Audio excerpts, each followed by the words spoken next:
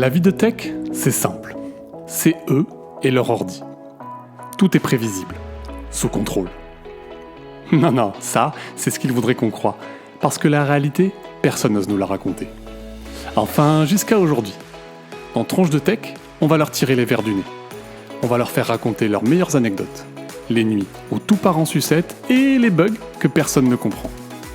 Et puis, s'ils sont sympas, on les laissera peut-être se vanter de quelques réussites. Je m'appelle Mathieu Sanchez, je suis le CTO d'Akazi et je vous souhaite une excellente écoute. Salut Florence, comment tu vas ? Ça va très bien. Bonjour Mathieu. Et toi, comment tu vas ? Ça va. Je démarre l'année avec une petite toux de papy là, donc je le couperai au montage, mais toi, ça va peut-être être un peu désagréable. Je vais faire de mon mieux, voilà. Mais sinon, ça va. Écoute, bienvenue sur le podcast. Merci d'avoir accepté l'invitation. Je suis très content de t'avoir. Merci de m'accueillir. Ce que je fais dans Tronche de Tech, c'est que je te présente pas. Je te laisse un petit exercice au début qui est toi de te présenter en 3 phrases. Ok. Du coup, moi, c'est Florence Chavanois. Je suis Head of Engineering chez Scaleway, qui est un cloud provider européen. On est plusieurs Head of Engineering. Du coup, moi, je m'occupe de la partie transverse. Je rentre trop dans le détail, là. Je suis en train de me dire. T'as 3 phrases, hein. Tu peux mettre les points où tu veux, mais c'est 3 phrases. C'est 3 phrases, ok.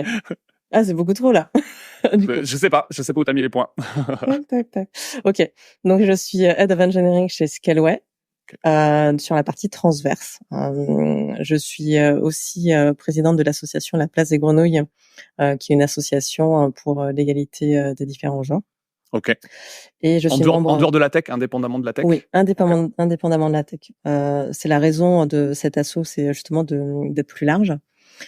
Et je fais partie de Tech Rocks, qui est une association, un collectif de tech leaders.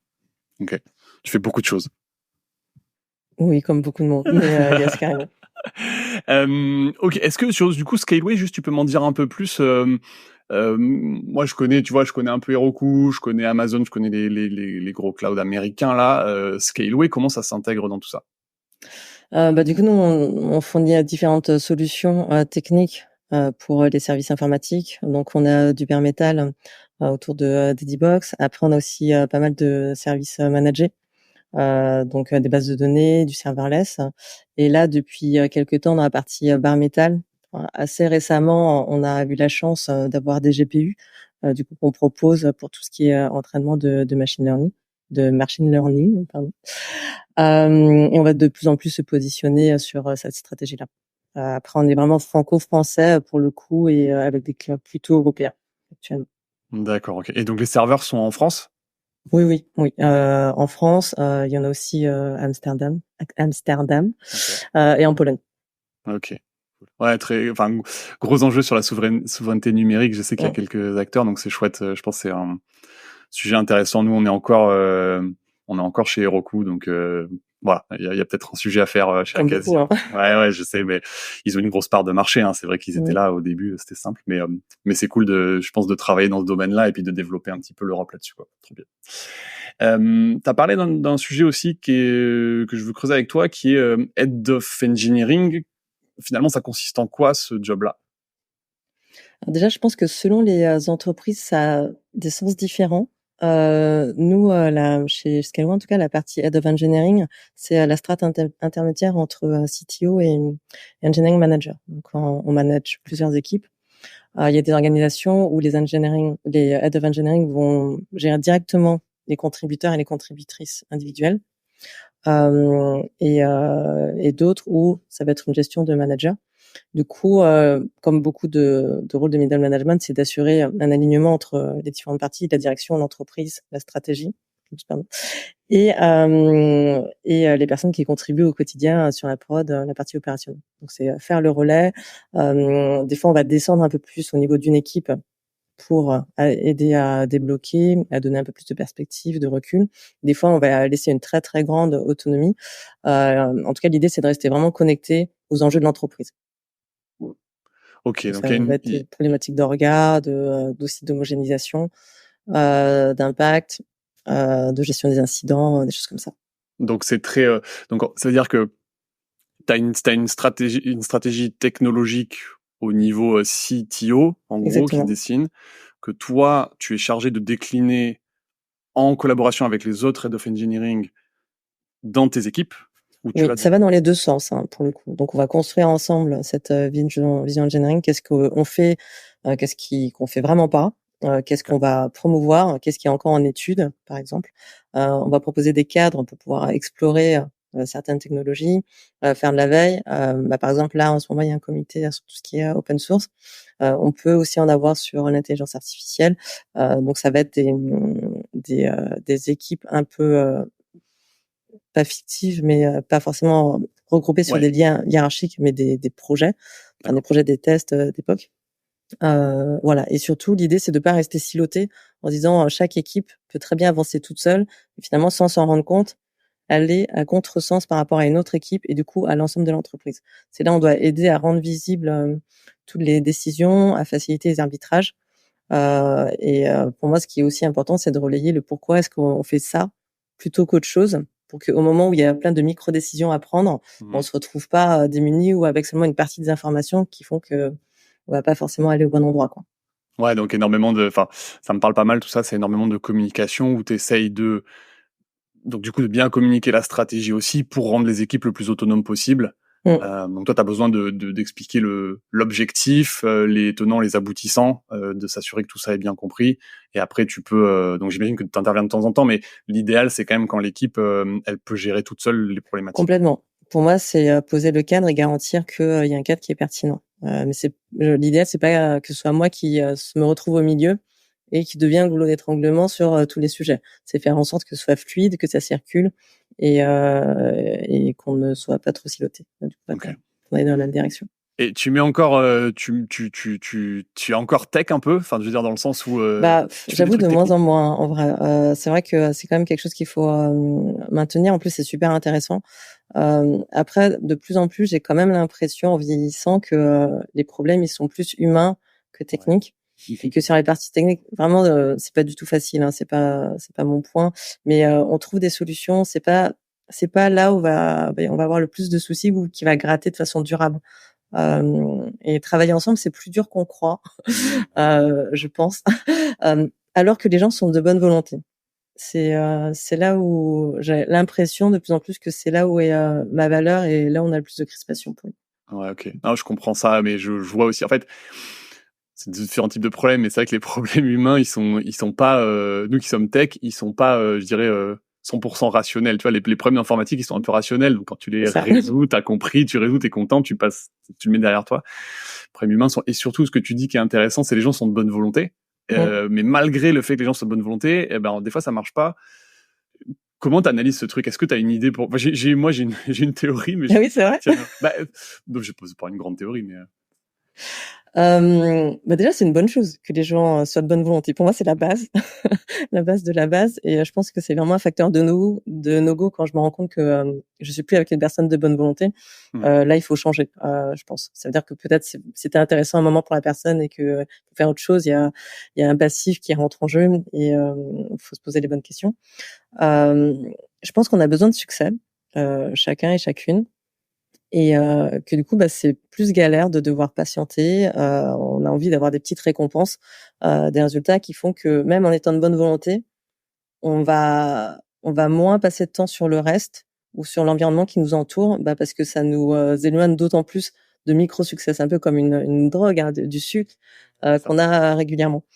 Et avec le code, du coup, quand on résout des trucs. oui, c'est ça. C'est qu'on a l'impression d'avancer. Du coup, on est content. Et je pense qu'on préfère parfois, même si on s'en rend pas compte, mais avancer même si c'est pas le bon truc.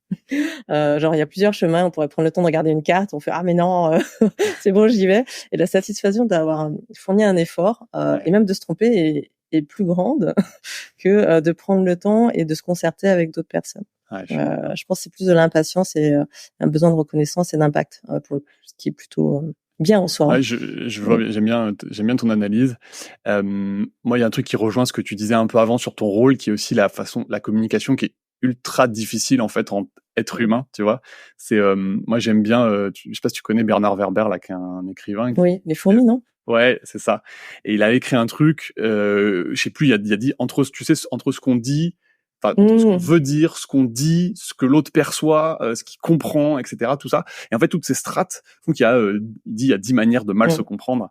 Et ça, c'est vraiment flagrant. Tu vois, je vois le nombre de fois où t'as l'impression d'être clair. Et en fait, je sais pas où ça marche pas, mais il y a un moment où, en tout cas, on s'est pas compris. Et c'est des torts partagés entre les deux personnes. Mais c'est juste qu'on est complètement. Voilà, on est chacun dans notre tête et on est le seul à se comprendre soi-même. Et c'est là où c'est à double tranchant. Il faut avoir confiance parce que on peut très vite partir vite sur une interprétation négative en disant ou s'énerver parce qu'on est frustré nous-mêmes de pas avoir été comprise ou compris et de dire mais il s'en moque ou elle n'a pas d'intérêt. Enfin et si ça s'accumule trop et qu'on vérifie pas en faisant reformuler ou en demandant du feedback, bah ça peut vite aggraver la situation au fur et à mesure du temps. D'où l'intérêt de continuer à communiquer régulièrement, je pense. Absolument. Et d'y croire, ouais.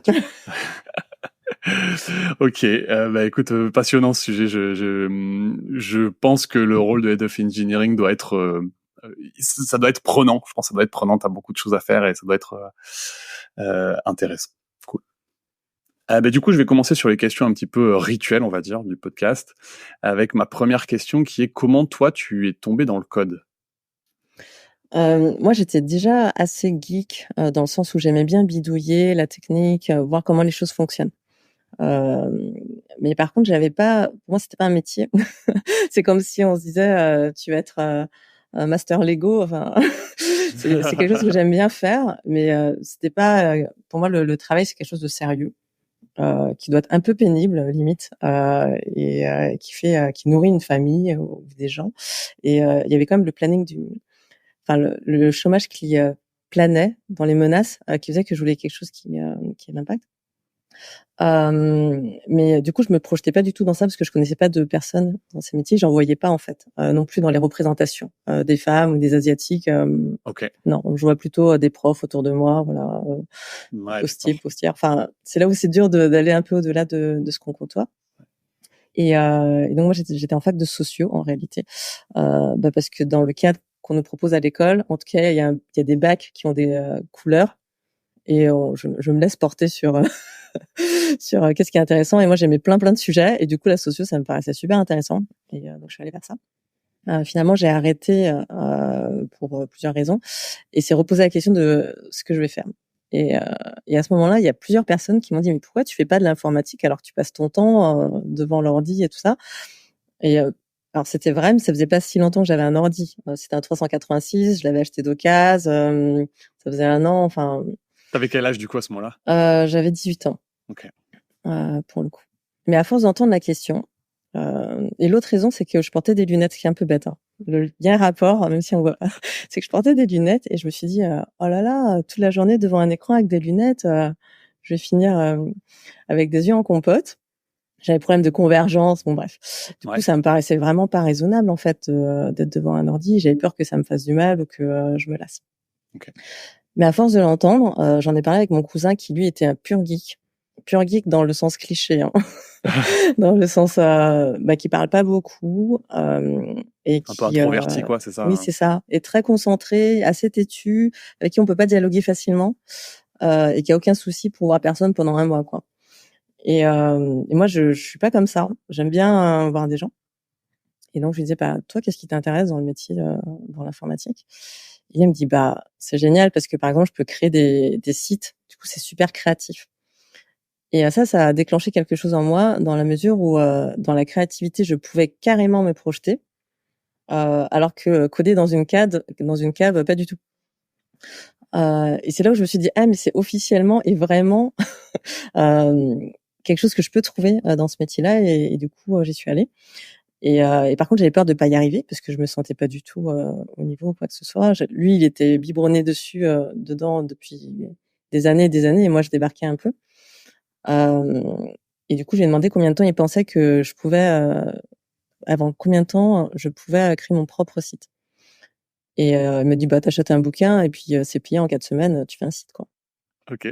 Il est un peu bon bref, un peu exagéré, mais du coup je me suis dit ok. Donc j'ai acheté un livre, je me suis dit ok bah je m'inscris, je vais chercher une école. Donc là on est en juin. Vu que j'ai 2-3 mois devant moi, bah je vais avoir le temps largement d'avoir posé assez de bouquins et je serai opérationnelle à la rentrée.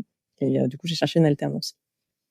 Donc c'était pas si évident en réalité, mais c'est vrai que du coup une fois lancé, on déroule au fur et à mesure et c'était top. Et moi c'est quelque Ouais. chose qui m'anime tout le temps, la créativité dans la tech et surtout servir, avoir une utilité, de l'impact. Ouais. Ce qui est intéressant, je trouve, dans ce parcours, c'est que t'as tout ce que tu as dit sur le fait que tu n'avais pas de rôle modèle, que tu n'étais pas, du coup, entouré dans un milieu comme ça, mais il te suffit, en fait, d'une personne, c'est presque ça, c'est une personne, en fait, qui te donne un peu plus confiance, tu vois, puisqu'en fait, elle te dit, bah voilà, en fait, c'est pas si compliqué. Et derrière, ça te déclenche une carrière un petit peu. Mais il en faut plusieurs parce que lui, il m'aurait pas dit directement pourquoi tu fais pas de l'informatique. C'est plus l'entourage autour qui m'ont ouvert cette porte en disant t'as le droit, tu peux regarder sur ça et ça peut marcher. Parce qu'il Et te même voyait si déjà, en fait. ouais, alors que moi j'y croyais pas trop, mais du coup ça l'a rendu possible et c'est là où du coup j'ai pu discuter avec mon cousin plus sérieusement sur ça, au-delà de notre relation qui était jouer à FIFA ensemble quoi.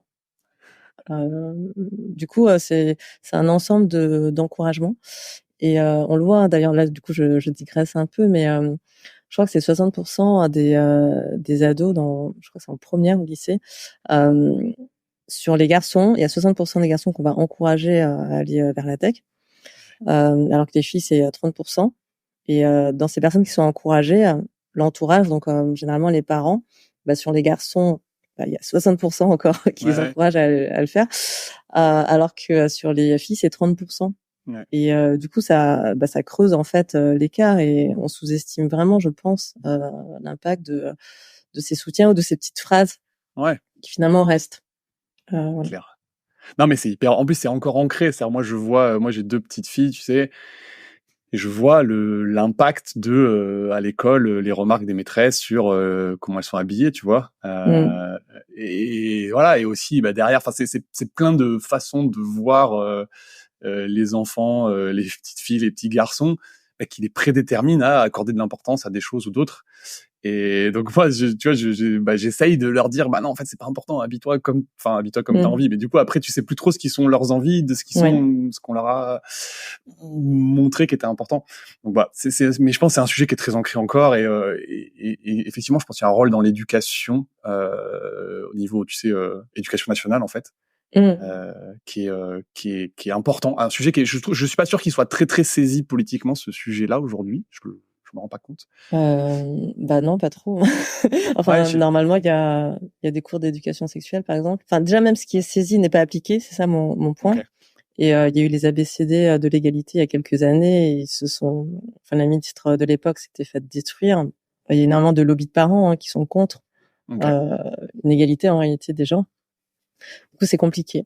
Ça fait beaucoup de conditions réunies avant de pouvoir faire quelque chose, quoi. Ouais, c'est clair. Non, c'est clair. Après, bon, c'est déjà, je pense qu'en tant que parent, prendre conscience de ces trucs-là pour toi, l'impact sur l'éducation de tes enfants, je pense que c'est déjà une marche. Et après, il faut essayer le monde extérieur, on peut pas tout maîtriser, mais il faut le changer petit à petit, je pense. On va y arriver. Est-ce que tu peux me raconter le pire souvenir pro de ta carrière? Le pire souvenir pro, alors c'est pas là, je vais donner un exemple, qui est pas le pire dans le sens: «Ah, c'était dramatique à un moment donné avec une date de début, une date de fin».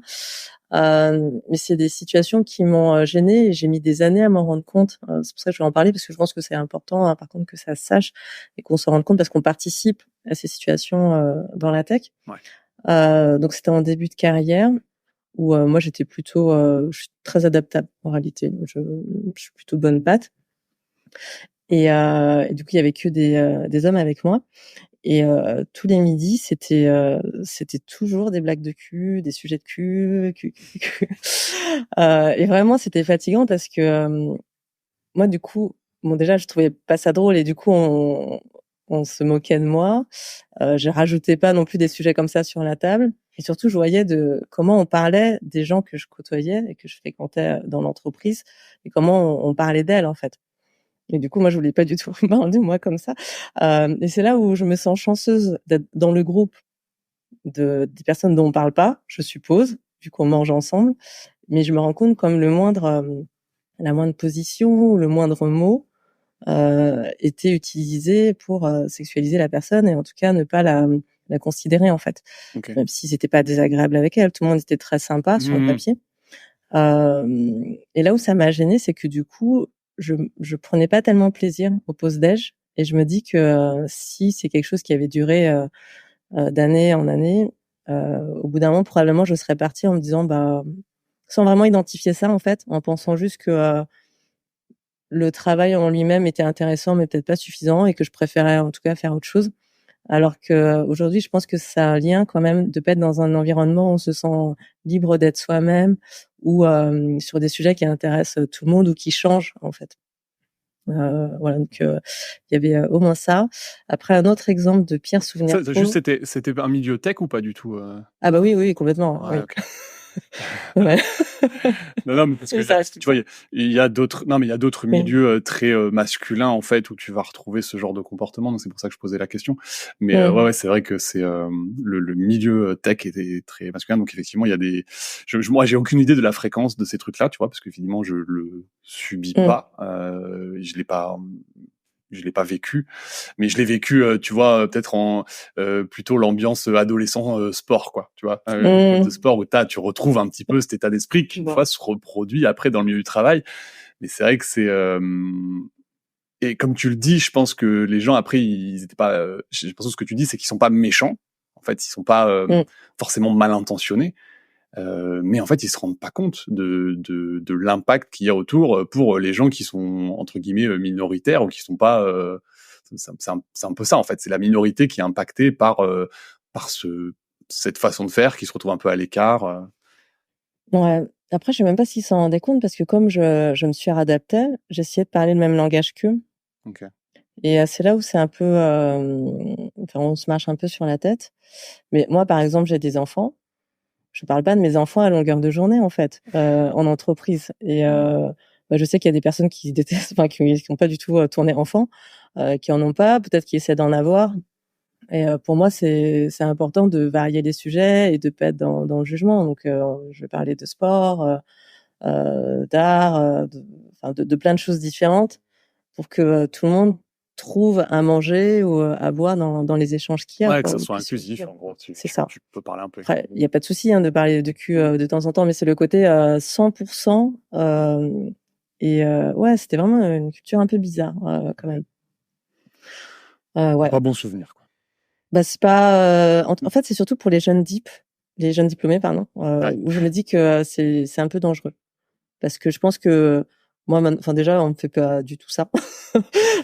Mais dans les entreprises où il y a une seule femme et plein d'hommes, on peut vite vriller dans ça, dans ce cliché, justement parce qu'il y a une femme. Alors que peut-être qu'ils le feraient pas tout le temps, mais ça crée quelque chose d'un peu bizarre.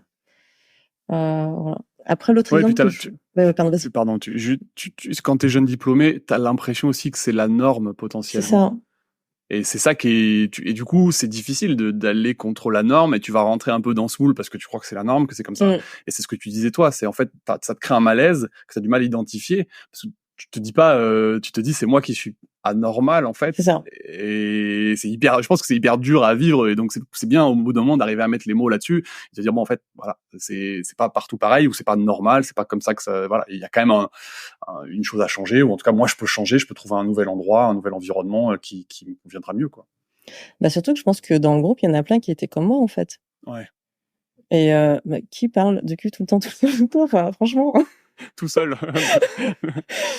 Et c'est là où faut apprendre à... On a tous un levier de parler d'autres choses, ou de dire bon c'est bon, on peut parler de, enfin, d'autres points, ou alors de pas tout le temps tourner en blague et de surinterpréter.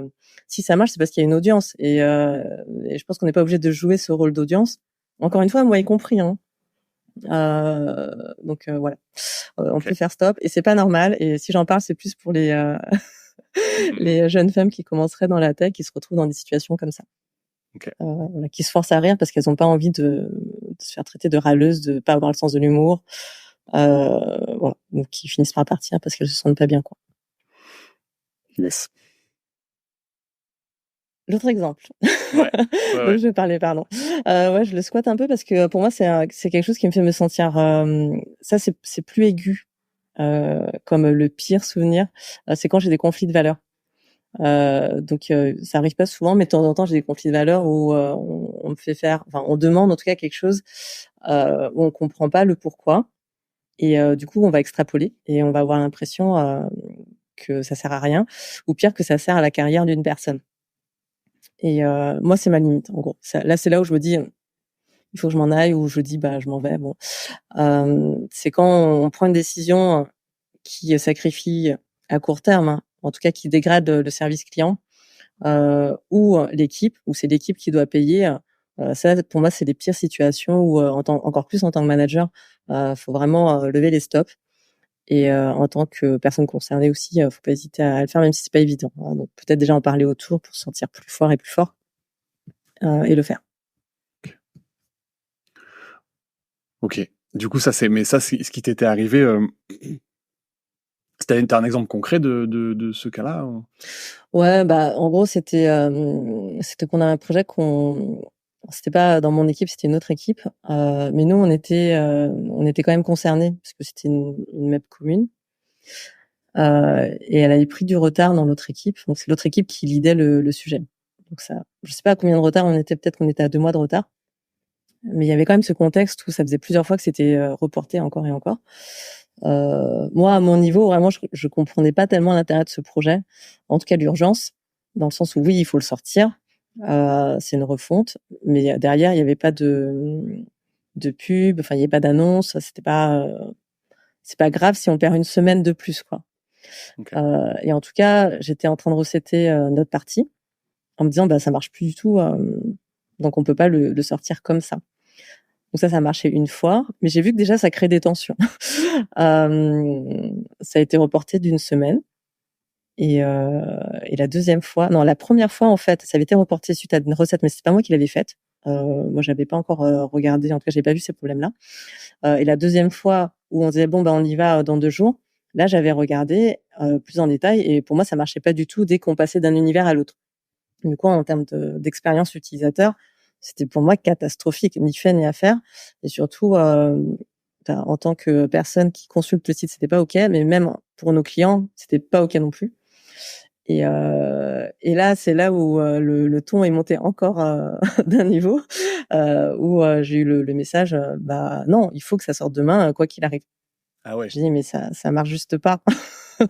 Donc il y a pas de souci, nous on va faire de notre mieux, on va voir au niveau du truc, mais je sors pas ça comme ça, quoi. Tu peux pas faire de tour de magie, quoi. Mais là il y avait vraiment pas de discussion. C'est tu sors ça comme ça, l'équipe elle a qu'à pas dormir. Enfin c'était vraiment débrouillez-vous, je veux rien savoir. Okay. Alors là, sans que t'aies de la raison de l'impératif, en fait. On t'a pas dit. Oui, c'est ça. Il faut que ça sorte demain. C'est ça. Ouais, c'est ça. Alors que je comprenais pas. Et du coup là, c'est des moments où ça me trigger. Enfin, en vrai, c'est arrivé une seule fois, ce niveau-là de colère chez moi, parce que du coup, je me sentais impuissante et c'était hors de question que je sacrifie mes équipes plus que ça, quoi. Surtout que je l'avais déjà fait la semaine d'avant, en disant bon, on se mobilise. On arrête tout pour se mettre sur ça. On n'a pas le choix. On y va, tout ça. Et là, c'était la deuxième fois. Et en plus, on me disait, il faut le sortir comme ça, même si c'est bancal. Ouais. Du coup, là, ok, bah, je m'en vais. Mais ça, j'assume pas. C'est intéressant sur le rôle de manager, tu vois, parce que je trouve que moi, ce que j'ai vécu, c'est que des fois, on te donne une promotion de manager et on attend que tu sois un bon petit soldat qui exécute la stratégie de l'entreprise. Et en réalité, ce rôle il est beaucoup plus complexe. Et moi, je considère qu'aujourd'hui, la majeure partie de mon rôle en tant que manager, c'est de protéger son équipe, en fait. Tu vois, de protéger au sens, je sais pas comment c'est le bon mot, mais en tout cas, faire en sorte que c'est toi qui absorbe la pression, c'est toi qui relais les informations clairement, et c'est toi aussi qui à un moment te dit, en fait, moi, je vais pas pressuriser mon équipe juste pour le bon vouloir, sans aucune raison, sans aucune quelque chose de valable dans lequel je crois pas moi-même, en fait. Si j'y crois pas moi-même, pourquoi je mettrais voilà. Et moi, j'ai vu trop souvent, tu sais, le mécanisme inverse, en fait, où le manager, il dit, moi, pour ma promotion, il faut que je sois bien sympa avec mon manager à moi. Donc, mon équipe, de toute façon, tout le monde s'en fout de son avis pour ma promotion, donc je vais les pressuriser, tu vois. Ouais. Et voilà. Et donc, c'est ce que tu décris, ça rejoint ce truc-là, c'est ça, hein? Ça rejoint un peu. Je pense qu'il y a l'autre vision qui est que de manager, c'est d'être pour l'équipe et de défendre l'équipe contre la direction. Okay. Ce qui est pas ok pour moi non plus. Et c'est là où on doit faire le lien. Il y a des choses qu'on fait où on n'est pas complètement aligné, ça arrive. Mais par contre, ça doit pas être vraiment à l'encontre, dans le sens là, j'ai un problème éthique ou moral où c'est vraiment trop à l'opposé. Il y a des sujets où on peut faire des concessions, d'autres pas du tout. Et en tout cas, en tant que manager, oui, clairement. Pour moi, on n'est pas sur un bateau avec des fouets. Et puis même, c'est pas intelligent. Enfin, on gère nos équipes, ça sert à rien de les user. Dans 3 semaines, ils vont partir. Ou s'ils partent pas, ils seront peut-être en arrêt maladie ou trop fatigués, plus performants. Donc même en tant que manager pour servir l'entreprise, c'est pas smart. Donc c'est ni fait ni à faire. Et je trouve aussi effectivement que ça fait partie de nos rôles, de savoir, ça veut pas dire qu'il faut écouter l'équipe à tout prix ou quoi que ce soit. Il faut trouver le bon curseur, il faut les écouter, il faut prendre des décisions. Voilà. Mais par contre, il faut toujours faire le point, et je pense que c'est facile de se laisser entraîner et d'avoir l'impression de ne pas avoir le choix, alors qu'on a toujours le choix. On a toujours le choix, je suis assez d'accord. Je suis assez d'accord.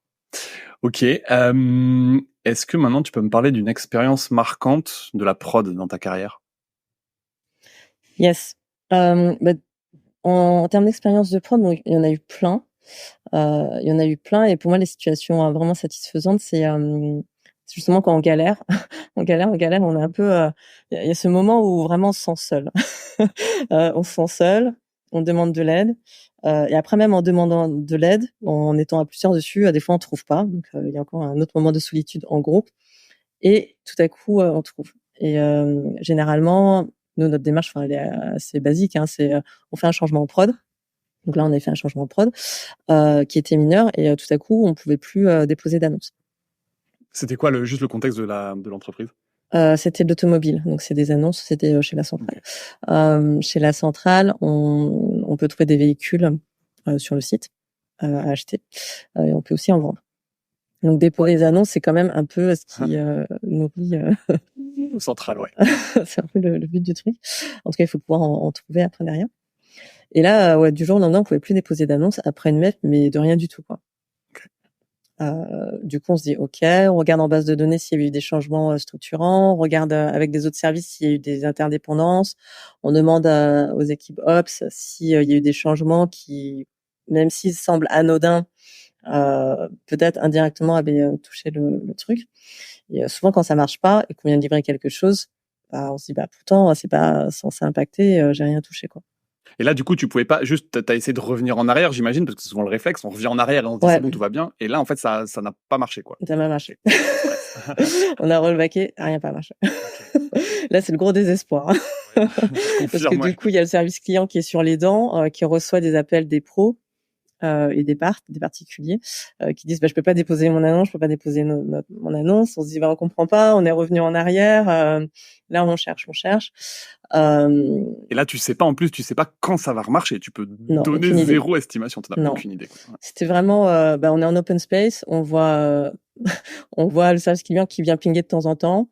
On voit le DG qui tourne et qui dit vous avez trouvé. On fait on regarde, on finit par renoncer en fin de journée, on rentre chez nous, mais toujours sans avoir trouvé. C'était en mode je comprends pas, quoi.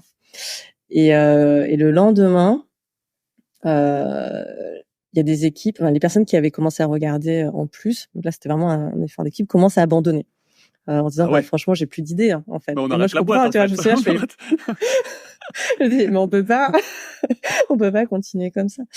Il m'en reste que 1 ou 2 en train de continuer à regarder, et franchement c'est plus regard pour le coup.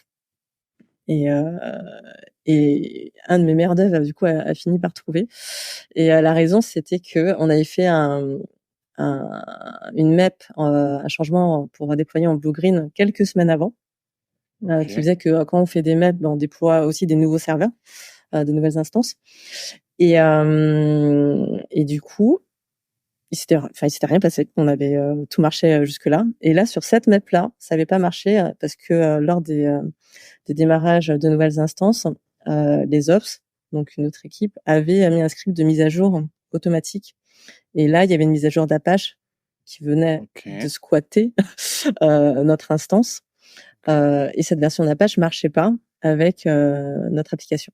D'accord. Mais on l'avait pas du tout en environnement de recette parce qu'on n'avait pas déployé de nouveaux serveurs et qu'on n'avait pas eu la mise à jour.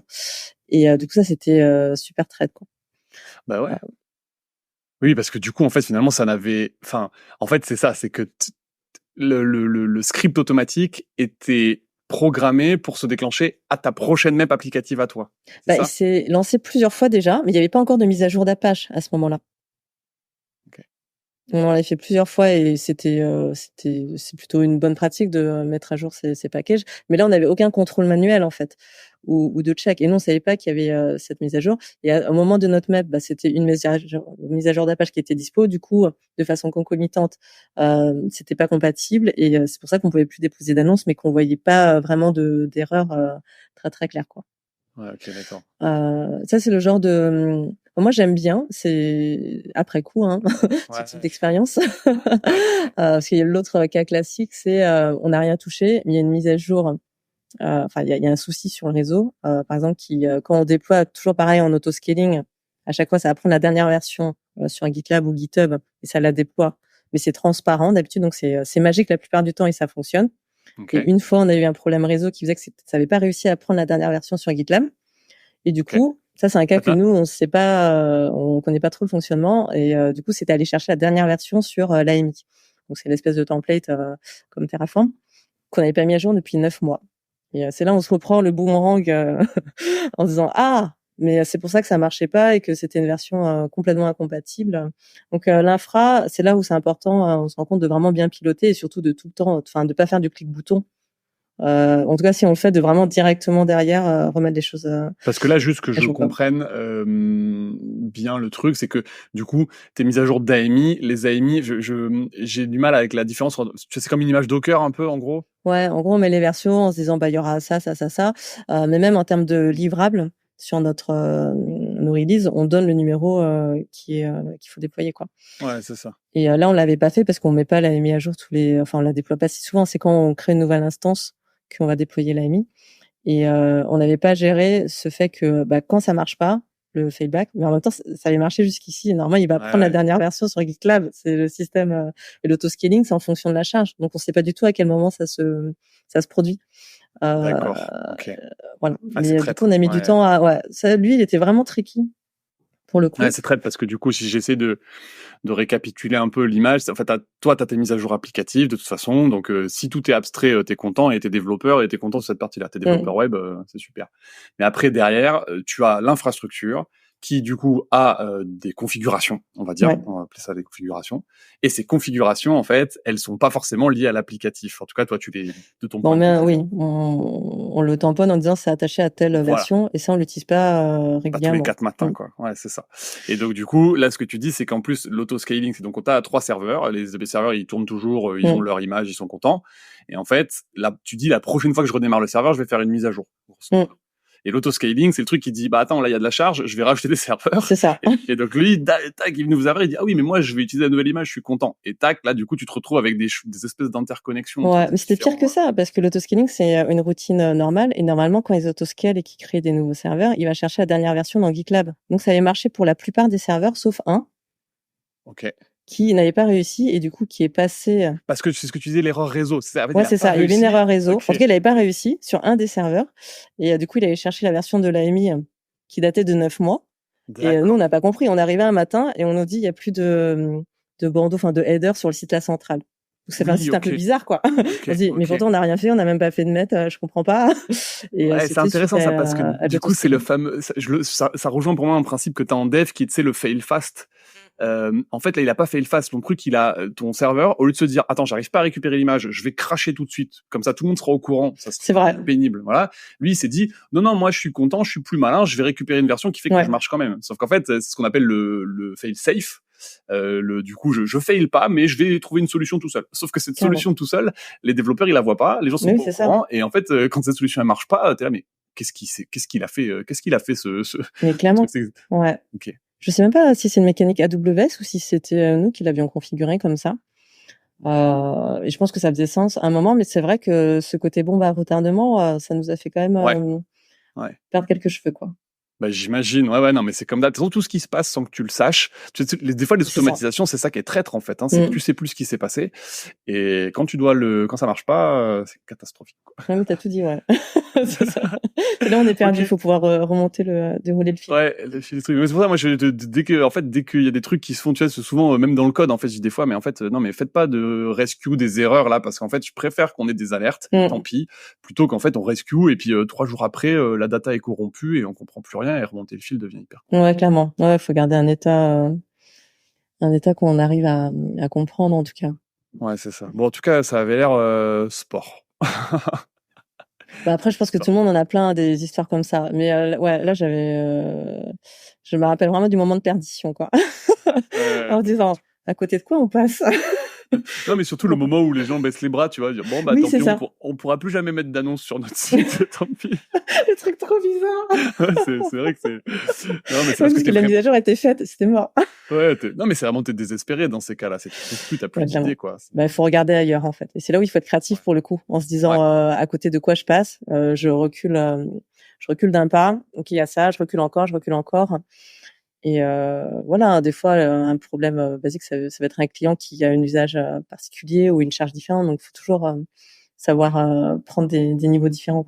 Ok. Non, mais oui, et c'est très dur ce que tu dis, prendre du recul. En fait, on dit toujours think outside the box, prenez du recul et tout, tu vois. Mais en fait, à faire, c'est dur. difficile. Voilà. C'est dur. C'est l'intérêt d'être plusieurs. Hein. Ouais, c'est vrai.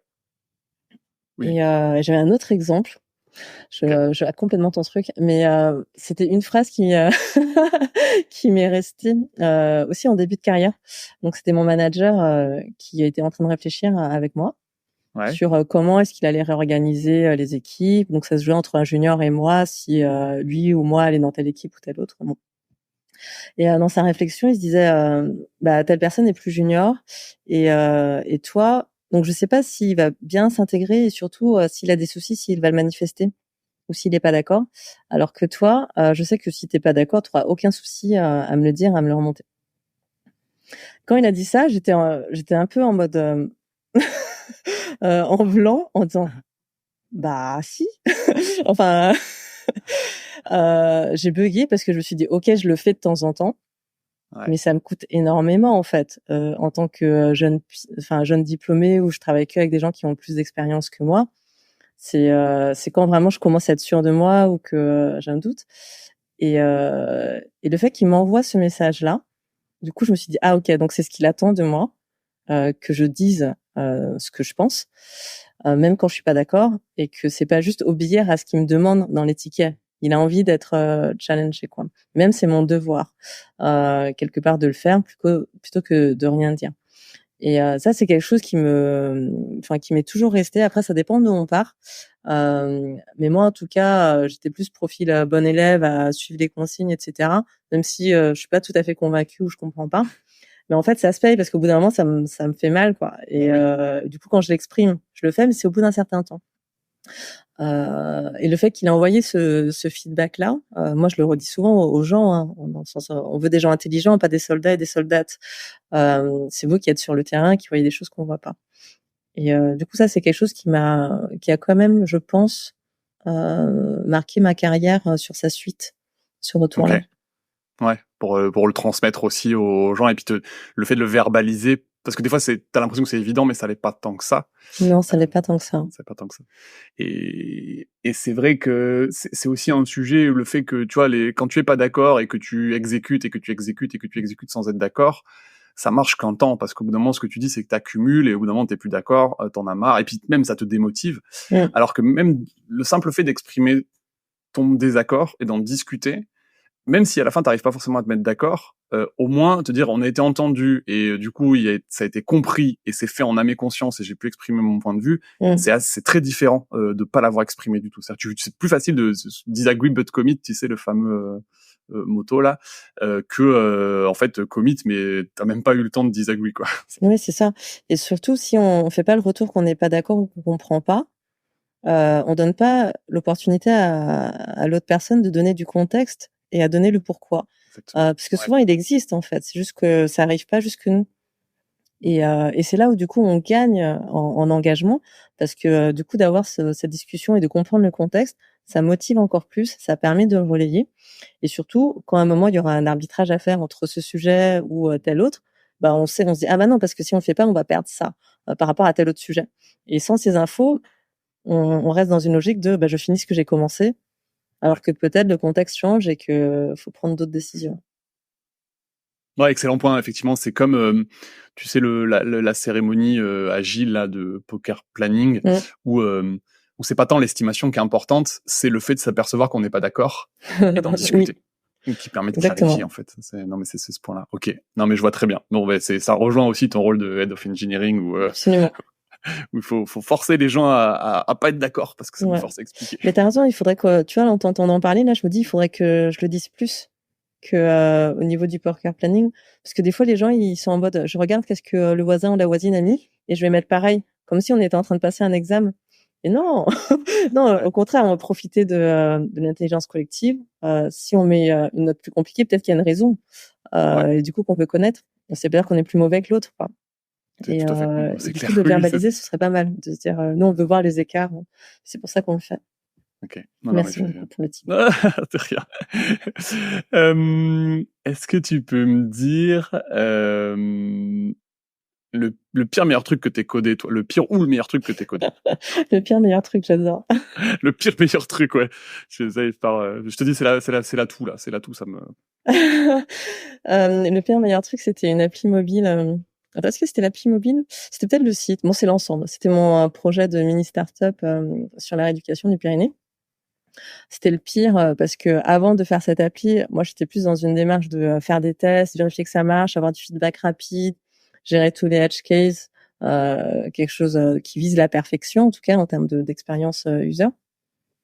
Et c'était le pire le site parce que j'ai pas fait de test, que c'était plein de copier-coller, c'était un code que je voulais surtout montrer à personne. Et pourquoi? En gros, je me rappelle tous les matins, je me disais, prends des raccourcis, fais un truc crade. Et parce que si je me le disais pas, je retombais dans mes travers de vouloir quelque chose de parfait. Et mon but dans ce projet, c'était vraiment d'aller le plus vite possible au contact des clientes et des clients, enfin, en tout cas des usagers, pour me savoir si en fait il y a un intérêt à mon produit ou s'il faut que je change complètement, quoi. Et j'ai bien fait parce que un des exercices phares, c'était une espèce de courbe comme ça pour accompagner les contractions du périmètre. Okay. Donc quand c'est en haut, il faut contracter fort et sinon on redescend tout ça. Et moi dans ma tête, j'étais tellement sûre que c'était un super produit, enfin dans le sens où tout le monde adorait, l'utiliserait et tout ça. Et j'aurais fait quelque chose de graphiquement très très chouette, peut-être avec plein de features et je me suis dit non, j'ai dit prends des raccourcis. Donc j'ai juste pris un graphique tout moche qui sert à des monitos de serveur. Donc tu vois, du vert sur du noir, tout crado, qui faisait le truc. Je l'ai mis en ligne pour avoir du feedback et je regardais en termes de statistiques s'il y avait un intérêt dessus. Et c'était vraiment pas la page la plus utilisée pour le coup où il y avait plus d'intérêt. Donc ça m'a permis de me reconcentrer sur une autre façon de satisfaire ce besoin-là que celui-là. Et du coup, c'était vraiment cool pour le coup. Donc en ça, c'était le meilleur parce que j'ai pas trop investi dessus. Ça m'a permis d'itérer beaucoup. Mais je pense que c'est une leçon intéressante pour les développeurs parce que c'est vrai que nous, enfin je sais pas, je généralise, mais moi je vois en tout cas cette tendance aussi à quand tu sais ce que c'est faire du code propre entre guillemets, tu vois, tu as envie de tout le temps faire propre, même quand t'es tout seul, et t'oublies un petit peu ce côté, tu fais du code pour des utilisateurs et en fait s'ils s'en foutent de ce que tu fais, faut pas investir trop de temps. Donc mettre un truc, alors l'argument qu'on rétorque souvent c'est que quand tu fais un truc crade et que ça marche, on te laisse jamais en entreprise le refaire bien, tu vois. C'est un peu le double tranchant. Mais du coup, se poser la question et trouver le juste milieu, je pense que c'est important. Au moins, tu vois, te forcer à aller contre la nature qui est de dire, moi, je vais tout faire propre. C'est un bon exercice, quoi. En tout cas, il faut des incréments pour avoir le feedback le plus tôt possible, je pense. L'autre argument qu'on peut entendre, c'est que si ça n'a pas marché, c'est parce que c'était pas assez bien. Oui. Donc c'est là, en fait, on peut toujours trouver des choses, quoi. Ça dépend de l'objectif. Par contre, on fait plein de produits qui servent à rien, ou qui sont utilisés à 30%, quoi. Donc, faut aussi quand même avoir ces chiffres en tête. Mais je sais plus ce qu'on dit, tu sais, il y a une stat qui dit qu'en gros, ton produit, généralement, les utilisateurs utilisent 20% des features. Oui, c'est ça, ouais. C'est un truc comme ça. Donc, en fait, tu te dis, mais waouh, mais sauf que 20% des features, faut mettre 80% de l'effort sur ces 20% de features. Ouais, clairement. Ouais, du Pareto carrément. Ah, exactement. Chouette. Écoute, on a balayé plein de trucs. C'était hyper intéressant. On arrive un petit peu au bout du sujet. J'ai quand même encore une question que j'ai envie d'aborder avec toi. qui est, si je te demande une chose sur laquelle tu as changé d'avis dans ta carrière, c'est quoi la première chose qui te vient en tête? Alors c'est pas la première chose, mais en tout cas, ce que j'avais préparé avec toi, c'était la techno. C'est que T'as un autre truc qui t'est venu en tête entre-temps ou pas? oui, mais c'est pas vraiment. Moi, j'en parle rapidement après derrière. Ok. Mais en gros, c'est la techno. Pour moi, c'était super important. Je me rappelle m'être torturée en disant C# ou Java. Et en fait, c'est un milieu qui bouge tout le temps. On s'en moque complètement de la techno. Et ça, c'est aussi un message plus pour les jeunes diplômés qui qui se torturent beaucoup sur ces sujets. C'est pas ça qui va compter. Après, dans les tests techniques, des fois, on se trompe. Je vois des entreprises qui font des tests sur des technos. Ouais. Franchement, faut arrêter. C'est sur la façon de concevoir, la façon d'être, les postures, le fait d'apporter des solutions, plus que à quel point tu connais les spécificités du langage. Et puis ça peut aider, je suis d'accord. Mais c'est dommage que ce soit si disproportionné. Et il y a des boîtes, juste pour te dire, maintenant, j'ai fait des tests où, en fait, la boîte te laisse choisir la techno dans laquelle tu fais le test. Et Ouais, ça, c'est carrément. pas mal, je trouve, tu vois. Carrément. Bah, voilà, en fait, c'est pas ça qui est intéressant. Ce Ouais. qui est intéressant, c'est le raisonnement, comme tu dis. Clairement. Ouais, on fait ça sur Coderbyte, on le fait, et nous, on faisait faire des projets à la maison en disant techno libre. On regardait d'autres choses, en fait. Donc voilà, donc ça, tu disais, la bonne techno, il y a pas à chercher la bonne techno. Et du coup, tu avais un autre truc qui t'est venu en tête. Ouais, l'autre sujet sur lequel j'ai pas mal changé d'avis, c'était un peu le biais du survivant, dans le sens où la position des femmes dans la tech. Moi, je pensais qu'on n'y pouvait rien et que c'était comme ça, et que si les femmes voulaient pas venir, c'était parce qu'elles voulaient pas, et c'est tout. Et là où j'ai vraiment changé d'avis, c'est que on a vraiment une grande responsabilité sur ça en tant que manager ou développeur, développeuse. Parce que à partir du moment où j'ai décidé de diversifier mes équipes, ça s'est fait en fait. C'est vraiment une question de quel effort on met dessus.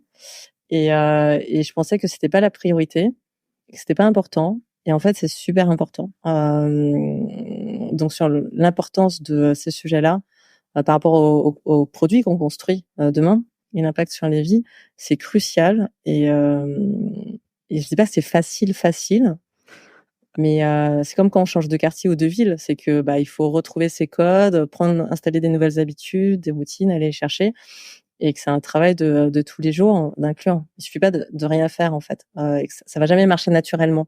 Et je pense que mon erreur, c'était de sous-estimer les efforts qui étaient nécessaires pour ça. Ouais.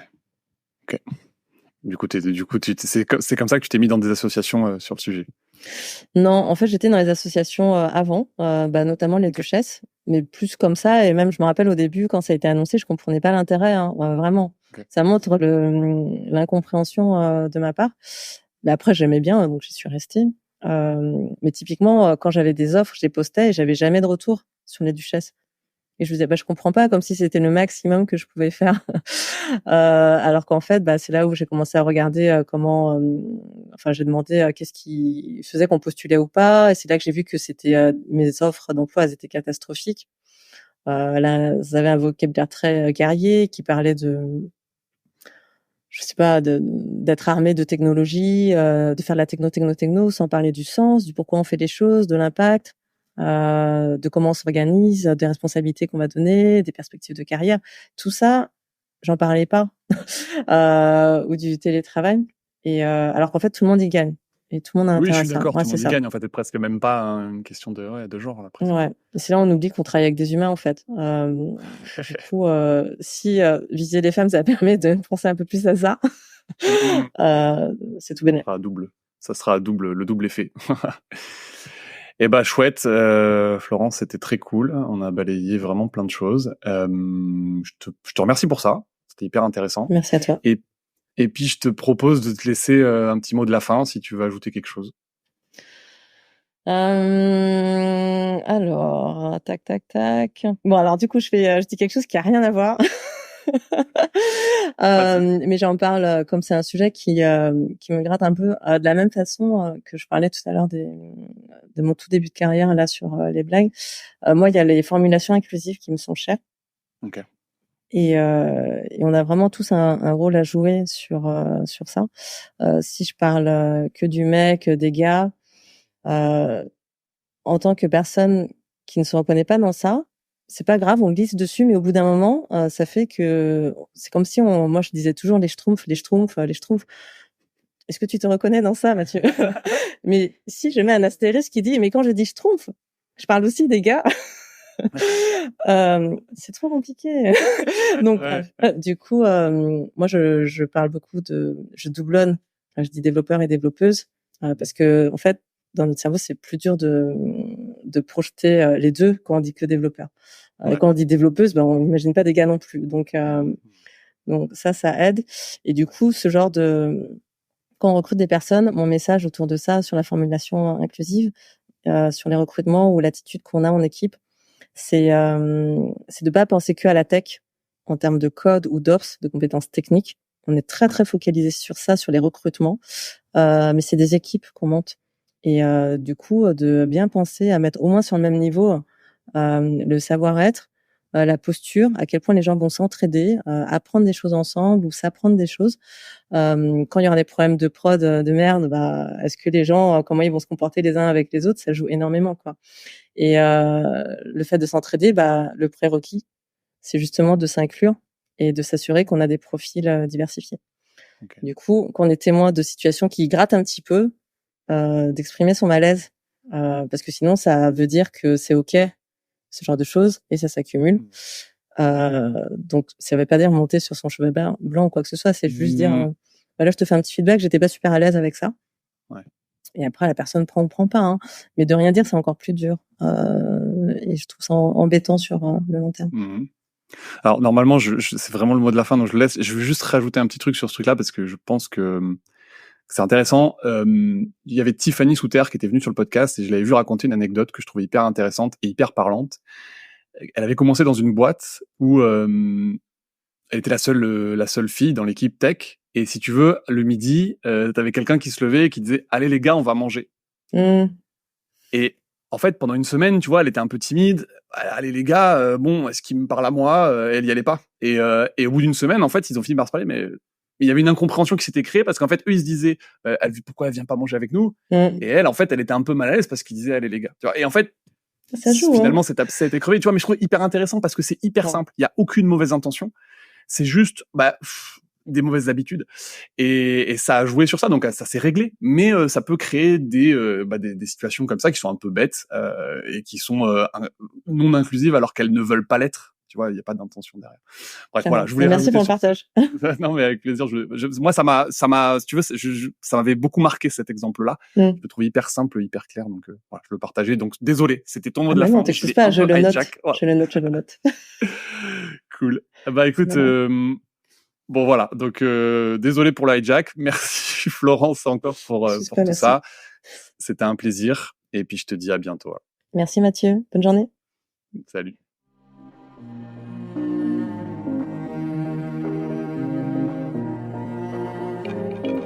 Ça y est, c'est terminé. La tronche de tech du jour nous a livré tous ses secrets, ou presque. S'ils t'ont plu, n'hésite pas à nous le dire en commentaire, à noter le podcast ou à m'envoyer un message sur LinkedIn.